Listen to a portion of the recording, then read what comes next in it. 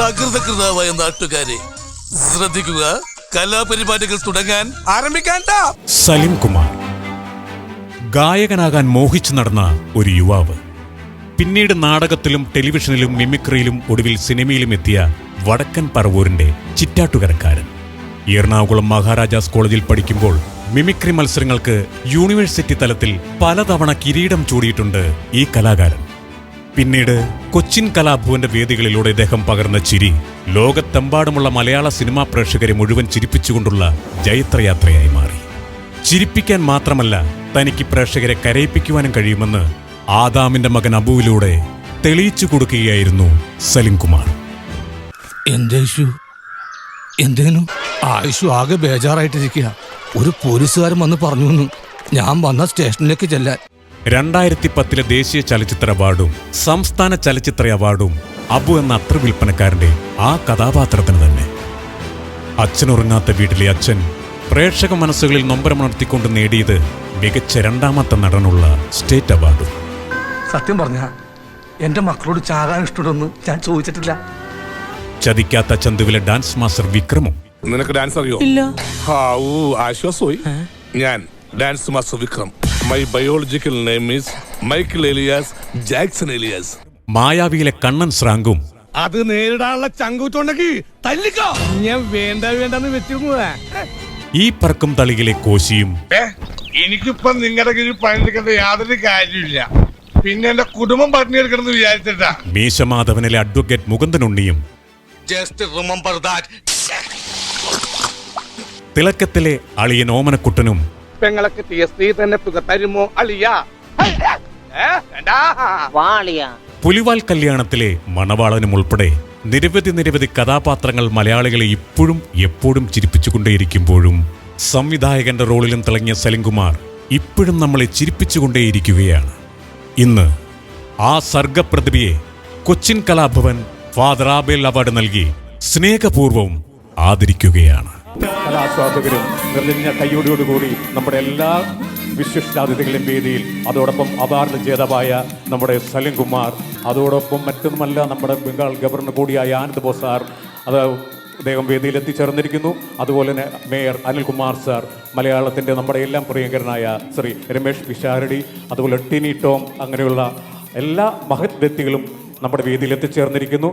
Anand boss sir നമ്മുടെ സലിം കുമാറിന് award കൊടുത്തുകൊണ്ട് മൊമെന്റോ കൊടുത്തുകൊണ്ട് ആദരിച്ചിരിക്കുകയാണ്.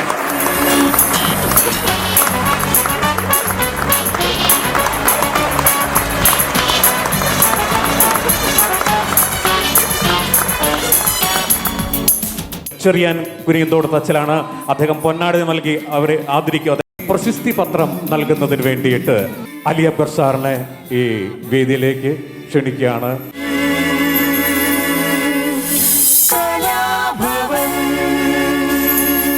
ഗവർണറിന് മൊമെന്റോ നൽകുന്നത് ചെറിയാൻ കുനിയന്തോടച്ചനാണ്.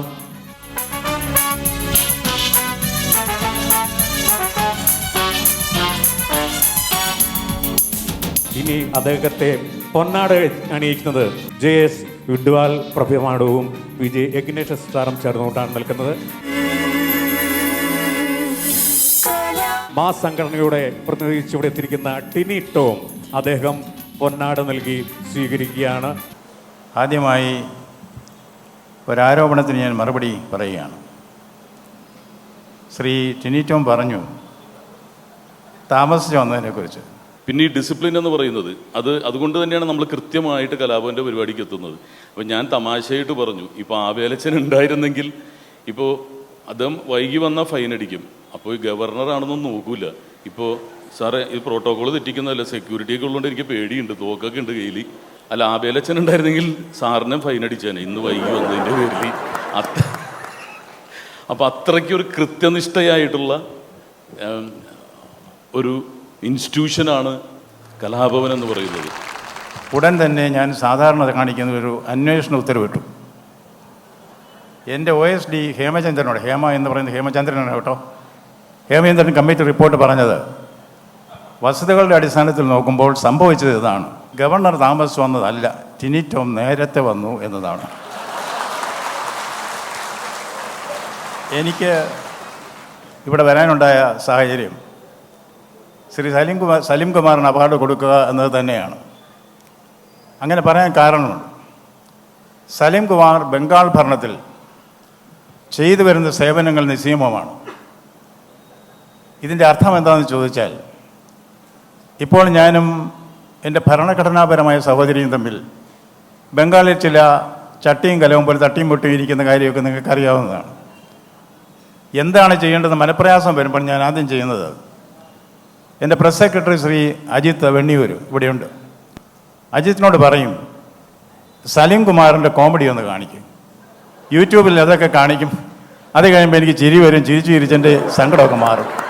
അതുകൊണ്ട് ബംഗാൾ ഭരണത്തിൽ സലീം കുമാറിൻ്റെ ഇടപെടൽ അദ്ദേഹത്തിന് നന്ദി പറയാനായിട്ടാണ് ഞാനിവിടെ എത്തിയത്.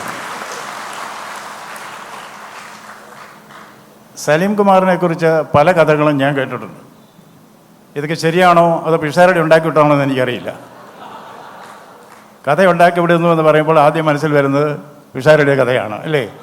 കഥയില്ലായ്മയിൽ നിന്ന് കഥ ഉണ്ടാക്കാൻ ഇത്ര മിടുക്കനെ ഞാൻ കണ്ടിട്ടില്ല. കഥയില്ലായ്മയെ കഥയാക്കി മാറ്റാൻ പിഷാരടിക്ക് മാത്രമേ കഴിയൂ.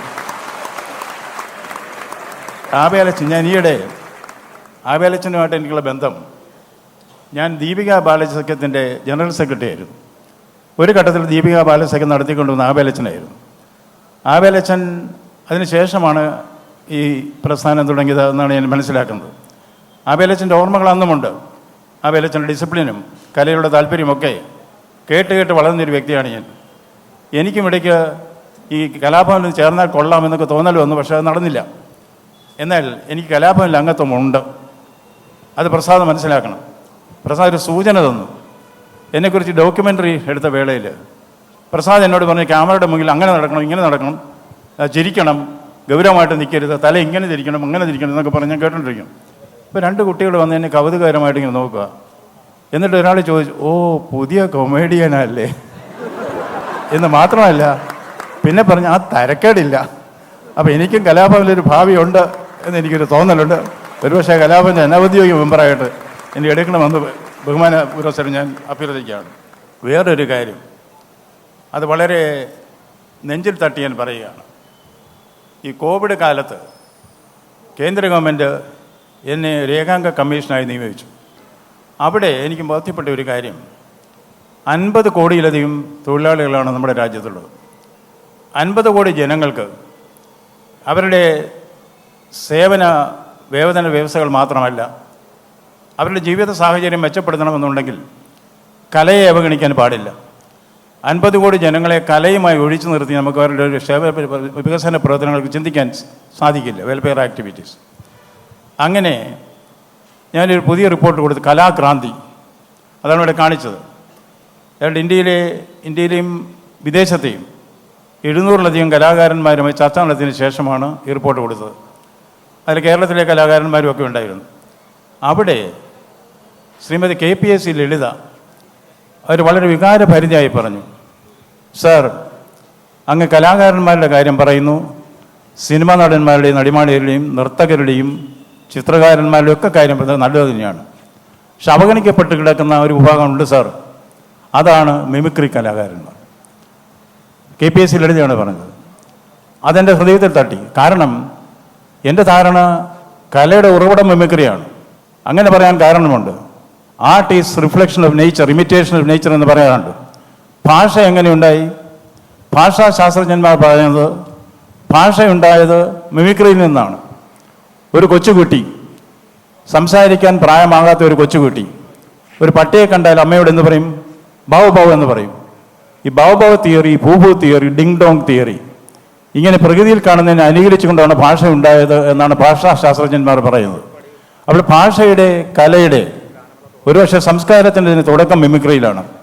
അങ്ങനെയുള്ള മിമിക്രിക്ക് അംഗീകാരമില്ലെന്ന് മാത്രമല്ല, അവർക്ക് ഒരു ഘട്ടത്തിൽ കൊടുത്ത അംഗീകാരം പിൻവലിച്ചു എന്നും KPSC ലളിത അന്ന് ആ യോഗത്തിൽ പറയുകയുണ്ടായി. അതിനുശേഷം ഒരു യോഗം മുഴുവനായും മിമിക്രി ആർട്ടിസ്റ്റിനായി മാറ്റിവെച്ചു. അതിൽ പ്രസാദ് വളരെ സജീവമായി പങ്കെടുത്തു. മിമിക്രി ആർട്ടിസ്റ്റുകളുടെ പ്രശ്നങ്ങളെക്കുറിച്ച് അദ്ദേഹം പറഞ്ഞു. ഞാൻ അദ്ദേഹം ദീർഘിപ്പിക്കുന്നില്ല. ആ റിപ്പോർട്ട്, കലാക്രാന്തി റിപ്പോർട്ട് എന്ന പേരിൽ പ്രധാനമന്ത്രിക്ക് സമർപ്പിച്ചു. പ്രധാനമന്ത്രി അത് അംഗീകരിച്ചു. അത് നടപ്പാക്കാൻ പോവുകയാണ്. ഈ സന്തോഷ വർത്തമാനം ഇവിടെ അറിയിക്കാനാണ് ഞാൻ ഉദ്ദേശിക്കുന്നത്. മിമിക്രി എന്ന് പറയുന്നത് കലയുടെയും സംസ്കാരത്തിൻ്റെയും സാഹിത്യത്തിൻ്റെയും അടിത്തറയാണ് എന്ന് പറയാൻ കാരണമുണ്ട്. വേർഡ്സ്വർത്ത് പറഞ്ഞു, poetry is a spontaneous overflow of powerful feelings എന്ന്. Poetry is a spontaneous overflow of powerful feelings എന്ന് വളരെ ശരിയാണ്. എങ്ങനെയാണ് കവിത എഴുതുക? Look into your heart and write എന്ന്. അതായത് സ്വന്തം ഹൃദയത്തിലേക്ക് നോക്കി അങ്ങ് പറയുക. സലീം കുമാറിന് അവാർഡ് നേടിക്കൊടുക്കുന്നത് അതാണ്. അനായാസമായ അഭിനയമാണ്. പ്രകൃതിയിൽ കാണുന്നത് നിരീക്ഷിക്കുക. ശ്രീ ടിൻറ്റോമിനും നിങ്ങൾക്കൊക്കെ അറിയാം, പിഷാരടിക്കൊക്കെ അറിയാം. ഒരു കലാകാരന് ഏറ്റവും അധികം ആവശ്യമുള്ള നിരീക്ഷണമാണ്. പ്രകൃതിയിൽ കാണുന്നത് നിരീക്ഷിക്കുക, അതിനെ അനുകരിക്കുക. പ്രകൃതിയെ അനുകരിക്കലാണ്. Art is imitation of nature എന്ന് പറയാറുണ്ട്. Nature is imitation of art എന്നും പറയാറുണ്ട്. രണ്ടും ശരിയാണ്. Art for art sake, art for life sake എന്നൊക്കെ പറയുമ്പോൾ മിമിക്രിയാണ്, അനുകരണമാണ് അഭിനയത്തിൻ്റെ തുടക്കം എന്ന കാര്യം നാം ഓർക്കണം. ഞാൻ അധികം ദീർഘിപ്പിക്കുന്നില്ല, കാരണം ഞാൻ താമസിപ്പിച്ച് വന്നു എന്നത് മാത്രമല്ല, നിങ്ങളെ പ്രസംഗിച്ച് താമസിപ്പിക്കുകയും ചെയ്യുന്ന സങ്കടമുണ്ട്.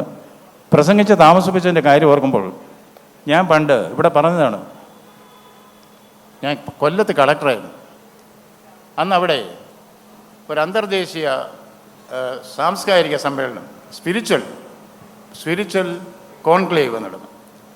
ലോകത്തിലെ പല പ്രസിദ്ധരായ പ്രസംഗകരോടെ വന്നു. ഒരു ദിവസം പ്രസംഗിക്കേണ്ടിയിരുന്നത് നമ്മുടെ ചിന്മയാനന്ദ സ്വാമിയാണ്. ചിന്മയാനന്ദ സ്വാമി വരാൻ വൈകി.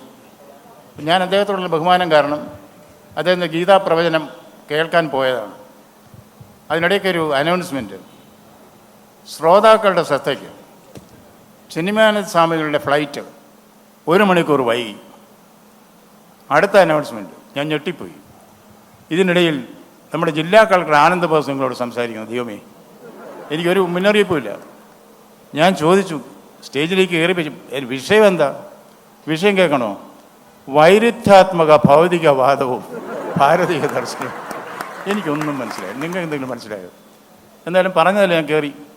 വൈരുദ്ധ്യാത്മക ഭൗതികവാദവും ഭാരതീയ ദർശനവും എന്ന് പറഞ്ഞാൽ ഈ പഴയ ഓട്ടോറിക്ഷയൊക്കെ കയറ്റം കയറുന്ന പോലെ എങ്ങനെയൊക്കെയോ കയറി 15 മിനിറ്റ് കഴിഞ്ഞപ്പം എനിക്കൊരു ചിറ്റ് കിട്ടി. എനിക്ക് വലിയ സന്തോഷമായി. കാരണം പ്രസംഗത്തിനിടയ്ക്ക് ചിറ്റ് കിട്ടുക എന്ന് പറഞ്ഞാൽ നിർത്തണം എന്നുള്ളതാണല്ലോ. ചിറ്റിൽ എന്താണെന്ന് എഴുതിയിരുന്നത്? ചിന്മയാനന്ദ സ്വാമികളുടെ ഫ്ലൈറ്റ് 1 മണിക്കൂർ കൂടി വൈകി പ്രസംഗിച്ചോളെ. അങ്ങനെ ഞാൻ വൈരുദ്ധ്യാത്മക ഭൗതികവാദവും ഭാരതീയ ദർശനവും 2 മണിക്കൂർ ഞാൻ പ്രസംഗിച്ചു. ഇത് ഒന്നാമത്തെ രംഗം. രണ്ടാമത്തെ രംഗം, ഞാൻ നിർമ്മിതി കേന്ദ്രത്തിന് UN ഗ്ലോബൽ ബെസ്റ്റ് പ്രാക്ടീസ് കിട്ടിയെന്നൊക്കെ ഇവിടെ പ്രസാദ് കാണിച്ചല്ലോ. അപ്പം അത് മേടിക്കാൻ ഞാൻ UN പോയി.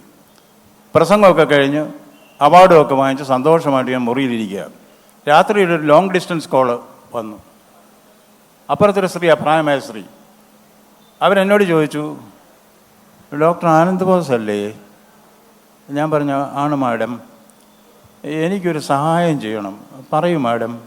2-3 ദിവസമായിട്ട് കിടന്നിട്ട് ഉറക്കം വരുന്നില്ല. സാറിൻ്റെ സഹായം വേണം. ഞാൻ എന്ത് സഹായം ചെയ്യേണ്ടത്? അതെ, സാർ അന്ന് കളക്ടറായിരുന്നപ്പോഴേ കുറേ നാൾ മുമ്പ് ഒരു പ്രസംഗം ചെയ്തില്ലേ, വൈരുദ്ധ്യാത്മക ഭൗതികവാദവും ഇല്ലേ? സാറേ, ആ പ്രസംഗം ടെലിഫോണിലൂടെ ഒന്നുകൂടെ പറയാം, എനിക്ക് നന്നായിട്ടൊന്ന് ഉറങ്ങണമെന്ന്. അത് പറയുന്നതിന് മുമ്പ് എല്ലാ ഭാവങ്ങളും നേർന്നുകൊള്ളും. എല്ലാവർക്കും ദിവസം സലീം കുമാറിന് എല്ലാവിധ ഭാവങ്ങളും മംഗളങ്ങളും നേരും.